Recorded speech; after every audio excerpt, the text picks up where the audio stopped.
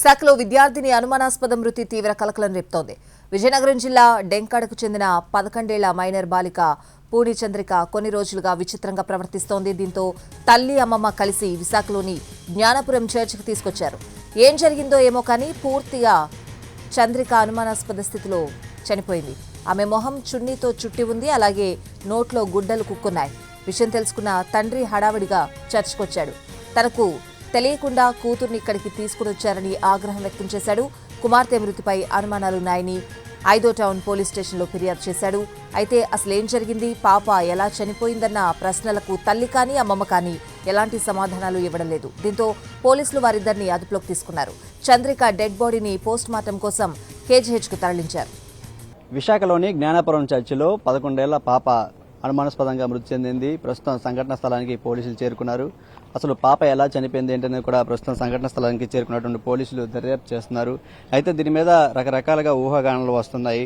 ఏదైతే 11 సంవత్సరాలు ఉన్నటువంటి మైనర్ బాలికకి గత కొద్ది రోజుల నుంచి కూడా ఆరోగ్యం బాగోలేదు, గాలి సోకిందని చెప్పి వాళ్ళ తల్లిదండ్రులు ఏదైతే తల్లితో పాటు అమ్మమ్మ కూడా అక్కడికి తీసుకురావడం జరిగింది. తర్వాత ఏం జరిగింది ఏంటనేది కూడా ప్రస్తుతం ఆ ఘటనకు సంబంధించి ప్రస్తుతం బాలిక తండ్రి ఉన్నారు, ఆయనతో మాట్లాడే ప్రయత్నం చేద్దాం.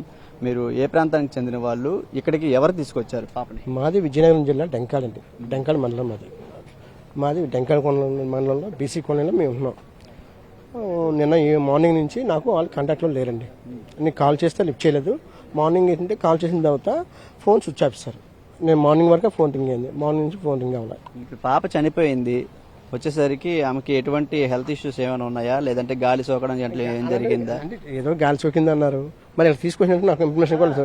పాపను తీసుకెళ్తున్నామో చూపిస్తున్నామో అని చెప్పి ఇన్ఫర్మేషన్ కూడా నాకు లేదు, నాకు చెప్పలేదు కూడా. మీకు ఈ ఘటన మీద ఎవరి మీద అనుమానం కానీ, మీ భార్య మీద కానీ? సార్ అనుమానం అంటే సార్ ఇప్పుడు ఏంటిది వచ్చిన తర్వాత ఏం జరిగిందో వాళ్ళకి తెలియదు కానీ సార్ నాకైతే తెలుసు. ఫోన్ వచ్చిన వరకు నాకు ఇలా జరిగిందనే విషయం తెలియదు సార్. ఇది పరిస్థితి. అయితే విశాఖలో ఉన్నటువంటి జ్ఞానపురం చర్చిలో ఏం జరిగిందో తెలియదు. 11 ఏళ్ల పాప అనుమానాస్పదంగా మృతి చెందింది. మరి దానికి సంబంధించినటువంటి ఘటనా స్థలంలో ఉన్నటువంటి ఎవరైతే పాప తల్లి అమ్మమ్మ ఇద్దరు ఉన్నారు, వాళ్ళు ఎవరు కూడా మాట్లాడినటువంటి పరిస్థితి అయితే ఇక్కడ చోటు చేసుకుంది. మరి ఇది అనుమానాస్పద మృత లేదంటే హత్య చేశారా అనేది కూడా తెలియాల్సి ఉంది. ఖచ్చితంగా తల్లి అమ్మమ్మ ఇద్దరు ఏమీ నోరు మెదపడం లేదు.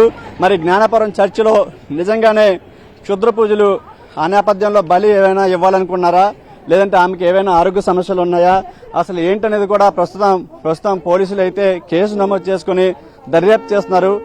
బిడ్డ చనిపోయిందన్న బాధ తల్లిలో కానీ అమ్మమ్మలో కానీ కనీసం 1% కూడా లేదు. ఎక్కడో విజయనగరం నుంచి ఇక్కడ విశాఖలో ఉన్నటువంటి జ్ఞానపురంలో ఉన్నటువంటి చర్చికి తీసుకొచ్చారు.